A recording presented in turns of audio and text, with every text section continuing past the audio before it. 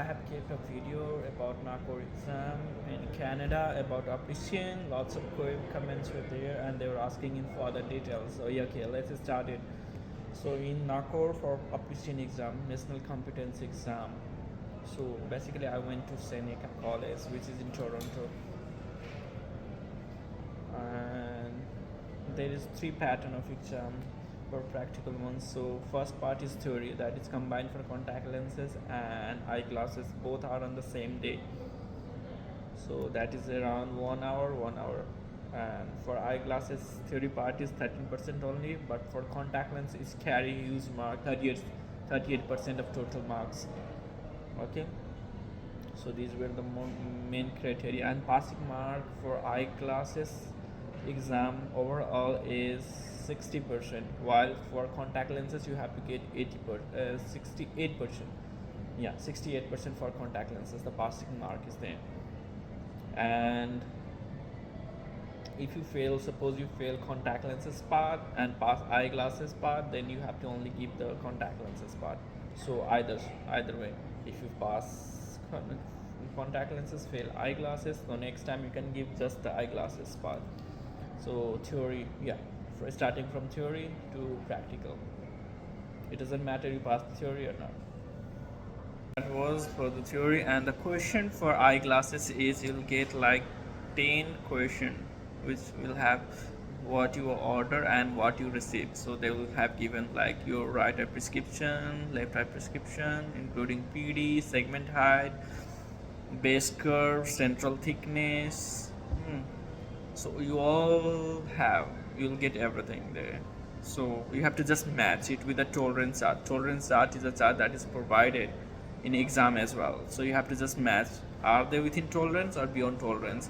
Anything that is beyond tolerance level, then you are not dispensing it, and you have to mention them there that we will not dispense because the power range is beyond the tolerance range. So suppose you order -1 and you receive -2 lens, will you dispense? No, because the power range is beyond the tolerance range. The tolerance, on the tolerance chart you will see everything. So 10 question is like that. So what you order, what you receive, they have given everything there. You have just see the tolerance, match, okay, we'll dispense or not. That's the thing only. So that you can do easily. Then you have to find the minimum blank size. There is a formula for that, how you will calculate minimum blank size, disintegration, prismatic effect, seg in, seg out, PD. These are there. So these are the question which all 13% of total marks. For the contact lenses, you will get, which is 38%, which is use mark, that make a significant difference in passing your contact lenses part though. So you'll get 10 cases of disease, photographs. From that you have to answer, identify the case, what is the issue there. For pterygium, just I got pterygium, I got GPC, giant cell papillary conjunctivitis, I got with feet, stiff feet, loose feet, with the rule, against the rule, fitting on the contact lenses, and disease parts were there. And next case, 4 photographs will be there. In that you have to identify the disease or condition and reason for that. So I got the dendritic ulcer, so you have to mention that herpes simplex, cause, infect, contamination, whatever is there, you have to mention there. Will you refer or no? There is a question, will you refer? What will you do? Will send to optometrist or ophthalmologist, or do nothing, or change the fitting of the lens? These are the 4 options. You have to just tick it down, identify the case and tick the what is the best option you will do. So definitely if infection is there, you will refer to optometrist, right, or ophthalmologist. So tick just that part.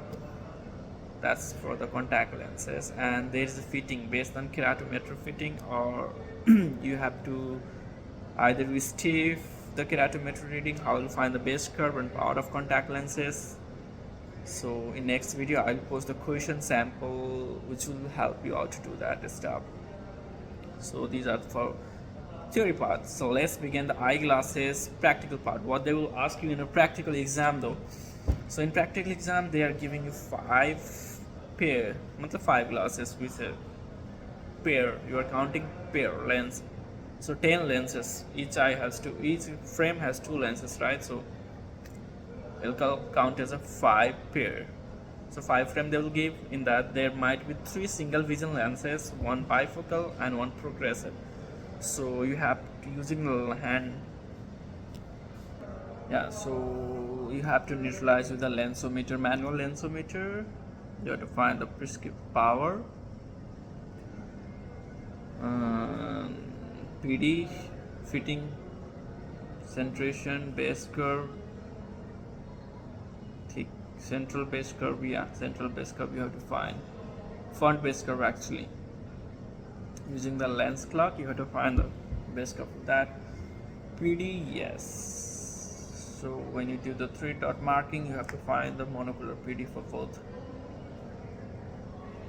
Then you have to go for bifocal, segment height, fitting height, monocular PD, binocular PD, distance, and here you have to find the same progressive distance power, reading power, fitting height, prism if there is any prism presence in both, on all type of glasses. So you have to find the prism as well. So that's how it works. So don't take much time spending time to find out the prism in your glasses. That is just 2 marks of the total exam, and it's consumed lots of time and energy. So I simply left it. I didn't bother to take the prism in it. So that's how I did. And I get that next you will get 4 pair of job that is already made. Lens order. So you'll get the, in paper you'll find the single vision, 2 single vision, 1 bifocal and 1 progressive lens are there. So you'll find what the lens was supposed to order and what you have received. So you have to find the measurement on the lensometer and you have to compare the reading. Is it within tolerance range or not? In fact theory exam they have given everything. They have given the lens order, receive order, but in this practical exam they have just given the job order, what the real actual prescription was, and then you measure the eyeglasses by yourself to confirm the power is same, thickness is same, base curve is same, PD is same, fitting height is same, is there any prism induced or something. So you have to find it by yourself and you have to mark it down. Whether you will dispense, is axis is within tolerance, power is within, just stick it down. If power is in tolerance or spherical power is in tolerance or not, cylinder power is in tolerance or not, axis is in tolerance or not. So 3 things you have to. Then you have to find the PD is tolerance, base central thickness is in tolerance, or fitting height is in tolerance. So these things you have to just stick in, out of tolerance, in range of tolerance. You have to just stick it down for left and right and both. That's how it's worked. Then what was the next? So next section of eyeglasses they will give 3 glasses, 2 plastic and 1 metal. So it is tilted, crooked frame. So you have to adjust to it to bring into 3-point touch. So 3-point touch, let me show you. So this is the eyeglasses, right? So 3-point touch is something you know already. You have known that thing by now. So this should touch a line properly, right? 1, 2, 3, like that. So some frame has like, one frame will have temple misaligned, metal frame will also have the misaligned temple and it's bent from this side. So you have to adjust it accordingly, bend it, there is a heating machine. So on metal frame you have to adjust, 1 plastic frame you have to bring into 3-point touch, proper balance, and in 1 plastic lens you have to insert the lens. So lens is already popped out like this, and you have to insert the frame in it, lens it back into it. So that's how it's work. And next part of it, you have to do the PD marking with PD scale. You will get torchlight, a PD rule, and a marker. So you have to do manual marking. So after that you have to do using the PD meter. So you have to use the PD meter to take the marking. The rule is once you drop your manual marking using the PD scale, you are not allowed to redo that part. you have sufficient time to do it. You can do multiple times, it doesn't matter one or two. The way you like till you get your desirable result, you can do the manual marking. But once you left that one, you have to touch the perimeter, you are not allowed to go back. So then you have to record the distance and near PD with a scale and as well with the perimeter. Then they will give you two frame. So in one frame you have to do progressive marking, and other frame you have to do the bifocal marking. So that's it for the eyeglasses. This is very simple and comfortable. Just try to make it happen. You'll get progressive. You can see the near it. Always try to look through the by your hand.